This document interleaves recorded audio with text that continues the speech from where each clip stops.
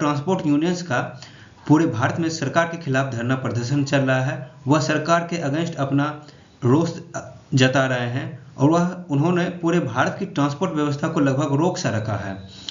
पूरा मामला क्या है, क्या बैकग्राउंड है और क्या सिचुएशन है भारत में एक्सीडेंट का, रोड एक्सीडेंट का खास करके, इन सभी इंफॉर्मेशन को हम इस वीडियो में देखेंगे। तो चलिए हम वीडियो को स्टार्ट करते हैं बैकग्राउंड के साथ। देखिए, सरकार ने अभी हाल ही में एक हिट एंड रन लॉ लाया है। हिट एंड रन लॉ जो लाया है वो सरकार ने भारतीय न्याय संहिता के सेक्शन 104 का क्लाउज 1 और सेक्शन 104 के क्लाउज 2 में इंसर्ट किया है।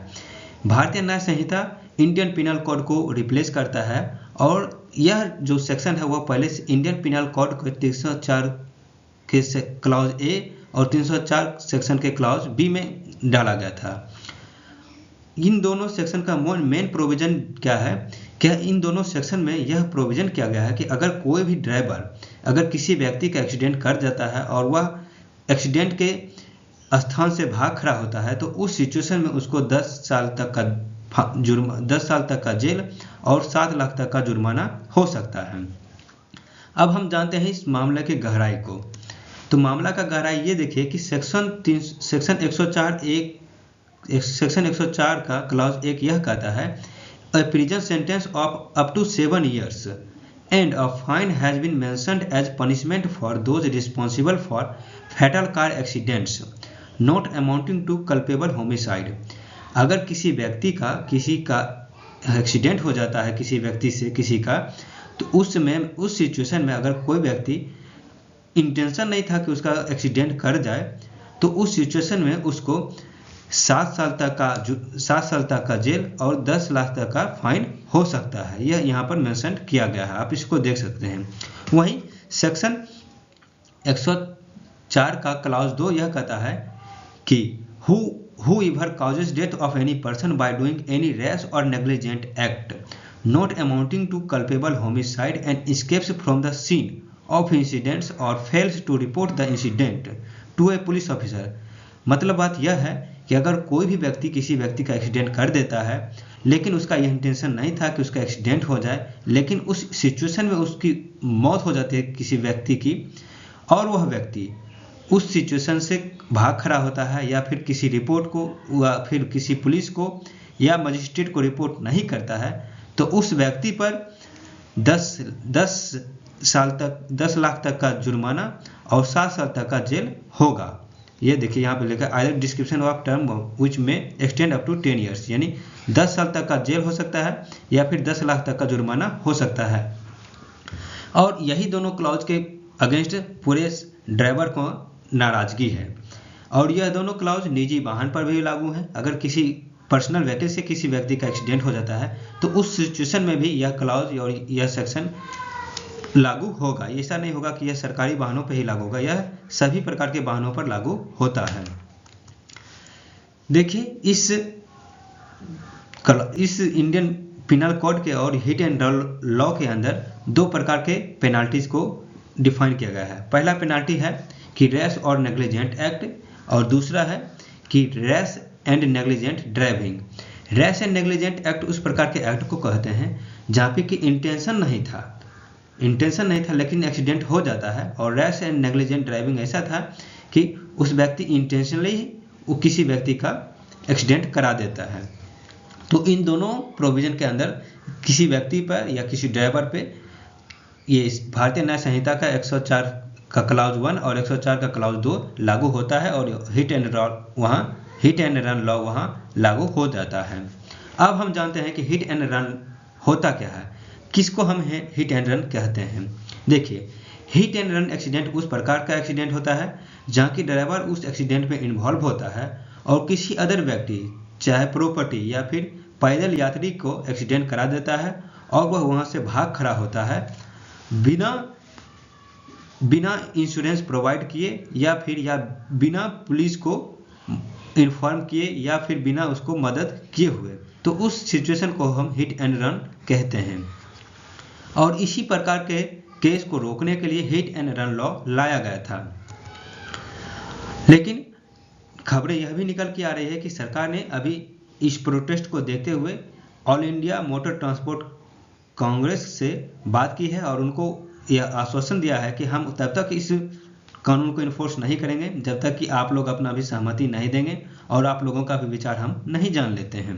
अब हम जानते हैं कि हिट एंड रन लॉ का क्या साइड इफेक्ट है और क्या इसकी अच्छाई है। तो सबसे पहले हम सकारात्मक पहलू जानते हैं। तो सकारात्मक पहलू यह है कि यह ड्राइवर में जिम्मेदारी का भाव बढ़ाएगा। देखिए, किसी भी व्यक्ति का अगर एक्सीडेंट हो जाता है तो हमारा यह दायित्व होता है कि उस एक्सीडेंट विक्टिम को हम सही सलामत या तुरंत से तुरंत अस्पताल में ले जाएं ताकि उसका जान बच जाए। लेकिन अगर हम उस सिचुएशन से भाग खड़े होते हैं तो वो हमारे नैतिक जिम्मेदारी के और हमारे नैतिक मूल्यों के अगेंस्ट होता है और उस व्यक्ति की जान तक जा सकती है। तो इस हिट एंड रन लॉ से ड्राइवर में जिम्मेदारी का भाव आएगा और यह संवैधानिक, नैतिक और नागरिक जिम्मेदारी के भाव को बढ़ाता है। देखिए, संवैधानिक जिम्मेदारी यह कहती है कि हम एक दूसरे की मदद करें और नागरिक की जिम्मेदारी भी यह कहती है कि हम एक दूसरे की मदद करें और संवैधानिक जिम्मेदारी के अंतर्गत ही हम भाईचारा को बढ़ावा देते हैं। और यह दूसरे के फ्रीडम के अगेंस्ट हो जाता है कि हम किसी दूसरे व्यक्ति का एक्सीडेंट करा देते हैं तो यह दूसरे के फ्रीडम के, वह अपना फ्रीली घूम रहा है लेकिन हम उसका एक्सीडेंट करा देते हैं तो उसके फ्रीडम को ओवररीच करता है। यह हमारा दायित्व नहीं बनता है। तो यह जो हिट एंड रन लॉ है वह व्यक्ति में संवैधानिक, नैतिक और नागरिक जिम्मेदारी को भाव को बढ़ाएगा और यह सड़क दुर्घटना को कम करने में भी मदद करेगा। इस हिट एंड रन लॉ के कारण ड्राइवरों में जो है नेग्लिजेंट ड्राइविंग की जो भावना होती है उससे वो बचेंगे कि हमारा अगेंस्ट कानून है, हम पे केस हो सकता है, इससे वो सेफली ड्राइव करेंगे। लेकिन इसके कुछ निगेटिव पहलू भी हैं तो हम उसको जान लेते हैं कि निगेटिव पहलू क्या क्या है। तो दुर्घटना के समय ड्राइवरों की सुरक्षा जो होती है वह लोगों के जहन में नहीं होते हैं, वह धाम ड्राइवर को पीटने में ही लग जाते हैं और इसी के डर से ड्राइवर भाग खड़े होते हैं कि वह जो विक्टिम है उसको मदद करने के बजाय अपना जान बचाना उचित समझते हैं। और दूसरा, यह जो लॉ है हिट एंड रन लॉ, यह एक ही पहलू पे केंद्रित है और एक तरफा लॉ माना जा रहा है ट्रांसपोर्ट यूनियंस के द्वारा, क्योंकि यह ड्राइवर के पक्ष को नहीं देखता है, यह डायरेक्ट विक्टिम के पक्ष को देखता है। ऐसा हो सकता है कि दोनों साइड का गलती हो सकता है या फिर हो सकता है कि विक्टिम का ही गलती हो, ड्राइवर सेफली चला रहा हो। तो यह दोनों पक्ष को नहीं देखता है, यह इस लॉ का एक निगेटिव माना जा रहा है। अब हम जानते हैं कि भारत में रोड एक्सीडेंट की सिचुएशन क्या है। तो सबसे पहले देखिए, एनसीआरबी और ministry of road transport and highway इसके डाटा को हम देखते हैं। तो according to the ministry of road transport and highway के डाटा के अनुसार वर्ष 2022 में लगभग 1,68,000 लोगों की मौत रोड एक्सीडेंट से हुई थी। लगभग 1.68 लाख लोगों की मौत हुई थी और यह पिछले साल की तुलना में 9.4% ज़्यादा है। और इसी के चलते ऐसा भी कहा जा रहा है कि भारत में लगभग 19 लोग हर घंटे रोड एक्सीडेंट में मरते हैं। तो भारत में रोड एक्सीडेंट की सिचुएशन जो है वह कुछ अच्छी नहीं है, वह अन्य देशों की अपेक्षा बहुत ही बुरी है। अब हम देखते हैं कि पिछले 4-5 सालों में रोड एक्सीडेंट की क्या सिचुएशन रही है। अगर आप 2018 के डाटा को देखेंगे तो 2018 में 4,70,403 लोगों की रोड एक्सीडेंट हुई थी, जबकि इनकी मौत 1,57,593 लोगों की हुई थी। वहीं 2019 में 4,56,000 के आसपास हुई थी, जबकि मौत 1,58,000 लोगों की हुई थी। 2020 और 2021 ये दोनों कोविड-19 ईयर था, तो इन दोनों ईयर में जो रोड एक्सीडेंट की संख्या थी वह थोड़ी सी कम हुई, लेकिन वही फिर 2022 में यह 4,61,000 लोगों की रोड एक्सीडेंट हुई थी और मौत 1,68,000 लोगों की हुई है। तो भारत में रोड एक्सीडेंट की संख्या बहुत हाई है और मरने वालों की भी संख्या बहुत ही ज़्यादा है। तो इन सभी के कम करने के लिए ही रोड एक्सीडेंट को कम करने के लिए सरकार ने हिट एंड रन लॉ लाया है। अब हम एज ग्रुप के अनुसार देखते हैं कि एज ग्रुप में किस एज ग्रुप के लोगों की ज़्यादा रोड एक्सीडेंट हो रही है। तो 18 से 45 साल के लोगों के रोड एक्सीडेंट में लगभग 66% जो रोड एक्सीडेंट के विक्टिम हैं, उनमें 66% लोग ऐसे एज ग्रुप में हैं जो कि 18 से 45 साल के एज के बीच में हैं। वहीं 18 से 60 साल के बीच के लोग 83.4% रोड एक्सीडेंट के विक्टिम बने हैं। यानी युवा वर्ग में रोड एक्सीडेंट की ज़्यादा तादाद है, वहीं जब हम एज ओल्ड लोगों में देखेंगे तो वो रोड एक्सीडेंट के कम विक्टिम है। इसका कारण यही है कि युवा लोग आजकल ज़्यादा रैश ड्राइविंग में इन्वॉल्व हो रहे हैं। वहीं हम जानते हैं कि किस प्रकार के वाहन या किस प्रकार के लोगों में रोड एक्सीडेंट ज़्यादा हो रहा है। तो सबसे देखिए दो पहियों वाहन की जो है रोड एक्सीडेंट ज़्यादा हो रही है। यह लगभग 74,000 लोगों की मौत हुई थी according to ministry of road transport and highway. वहीं NCRB के अनुसार 77,000 लोगों की जो मौत हुई है वह रोड एक्सीडेंट में वो दो पहिया वाहन के थे। वही पैदल यात्री 24,000 के आसपास हैं, कार वालों की 24,000 हैं, या फिर अदर 12,000, ट्रक वालों की 15,000 हैं, और ऑटो रिक्शा वाले 7,000 लोग मरे हैं, जबकि साइकिल वाले 3,000 और बस वाले 5,211 के आसपास लोगों की मौत रोड एक्सीडेंट में हुई थी। तो भारत में रोड एक्सीडेंट की सिचुएशन बहुत ही खराब है और इसी के चलते सरकार ने हिट एंड रन लॉ लाया है। अब जानते हैं हम कि इस दुर्घटनाओं के कारण क्या हैं, क्या कारण है कि ये सारी दुर्घटनाएं इतनी हो रही हैं भारत में रोड एक्सीडेंट की।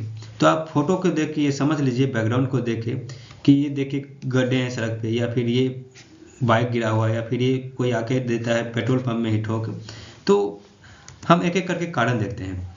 तो रोड एक्सीडेंट मेनली 3 कारण से होते हैं। सबसे पहला कारण है ह्यूमन एरर कारण, यानी वहाँ पर मानव की गलती होती है। दूसरा होता है व्हीकुलर कंडीशन काउज, यानी वहाँ गाड़ियों में कोई खराबी हो जाती है उसके कारण रोड एक्सीडेंट हो जाती है। और तीसरा है रोड कंडीशन या फिर इन्वायरमेंटल कंडीशन, यानी या तो रोड खराब होती है या फिर वातावरण या पर्यावरण के कारण वहाँ पर रोड एक्सीडेंट हो रही है। अब हम जानते हैं ह्यूमन एरर। ह्यूमन एरर में सबसे पहला है कि ट्रैफिक रूल वायलेशन, यानी कोई भी ड्राइवर अगर ट्रैफिक रूल के वायलेट करता है, ओवर स्पीड करता है या फिर ट्रैफिक सिग्नल को नहीं मानता है, उसके कारण रोड एक्सीडेंट होती है। और इसमें लगभग 20% रोड एक्सीडेंट होते हैं।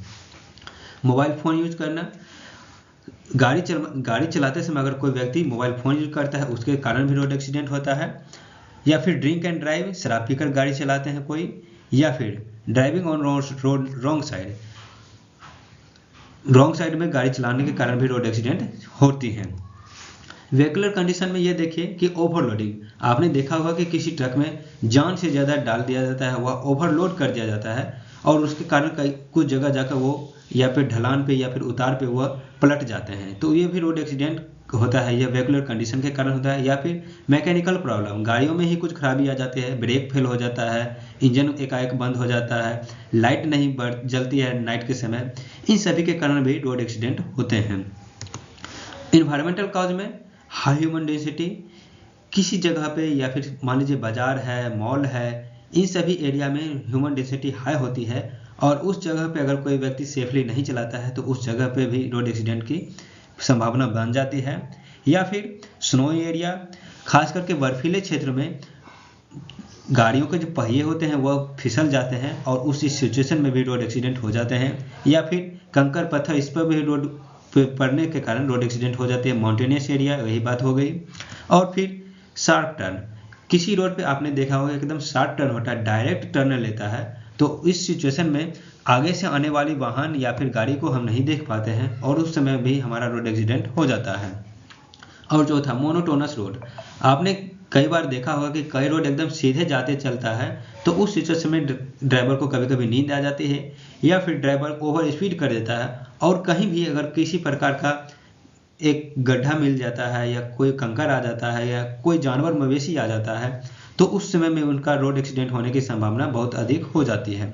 तो इन सभी कारणों के चलते भारत में रोड एक्सीडेंट ज़्यादा होता है। और रोड एक्सीडेंट का मेन कारण यह भी है भारत में कि वहाँ पे भारत के रोडों के कंडीशन जो है वह अच्छी नहीं है। खास करके वहाँ कई जगह कच्ची रोडें भी हैं, कई जगह रोड बनी भी है तो वहाँ पे पानी जमा रहता है या फिर कीचड़ जमा रहता है। इन सभी के कारण भी भारत में रोड एक्सीडेंट ज़्यादा होते हैं। अब मेजर काउज देख लीजिए, आप इस ग्राफ में रोड एक्सीडेंट के काउज को आप देख सकते हैं। ओवर स्पीडिंग के कारण लगभग 56% लोगों की रोड एक्सीडेंट में हुई थी। अब हम देखते हैं कि वे फॉरवर्ड क्या होने चाहिए, कि सरकार को क्या करना चाहिए या फिर हम जनता को किस बातों पे ध्यान देना चाहिए रोड पे चलाते समय।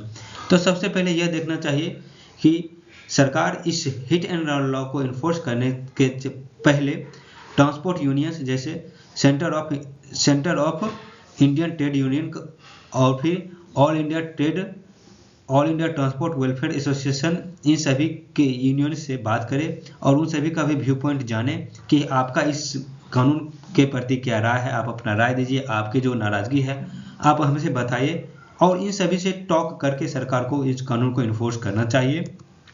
दूसरा, सरकार को उन सभी सिचुएशन पे ध्यान देना चाहिए जहाँ पे ड्राइवर की जान खतरे में होती है। खास करके जब लोग ड्राइवर को पीटने में लग जाते हैं तो उस समय ड्राइवर के बस एक ही होती है चॉइस कि हम यहाँ से भाग खड़े हुए, हम अपना जान बचाएं, और वो उस समय विक्टिम को हेल्प करने के बजाय अपना जान बचाना ही उचित समझता है।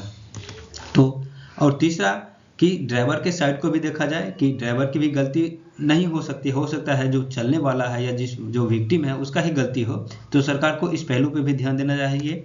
चौथा, सरकार को रोड के प्रॉब्लम को दूर करना चाहिए। रोड के प्रॉब्लम जैसे नैरो रोड होती है, लेन छोटी हो जाती है, अतिक्रमण हो जाता है रोड पे, या फिर रोड पे गड्ढे बने होते हैं, कच्ची रोड हो जाती है, रोड पे शार्प टर्न होता है, रोड पे इंडिकेशन नहीं होता है सही से, या फिर सिग्नल सही से नहीं होता है। इन सभी चीज़ों पे सरकार को ध्यान देना चाहिए कि हम पहले रोड को दुरुस्त करें। या फिर ऐसा भी देखा जा रहा है कि अभी भारत में जो मवेशी हैं वो खास करके रोड पे घूमते नजर आते हैं, खास करके गाय, बकरियां, भेड़िए सभी रोड पे घूमते नजर आ जाते हैं। तो इस कारण भी रोड पे एक्सीडेंट ज़्यादा हो रहे हैं भारत में।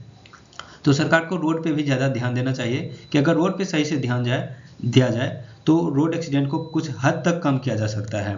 उसके अलावा सरकार को रोड से जो अतिक्रमण को हटाना चाहिए कि कई लोग जो होते हैं वह रोड पे ही घर बना लेते हैं, रोड को घेर लेते हैं, वहाँ पे अपना बांस गाड़ देते हैं। तो इन सभी के चलते भी रोड एक्सीडेंट ज़्यादा हो रही हैं भारत में। तो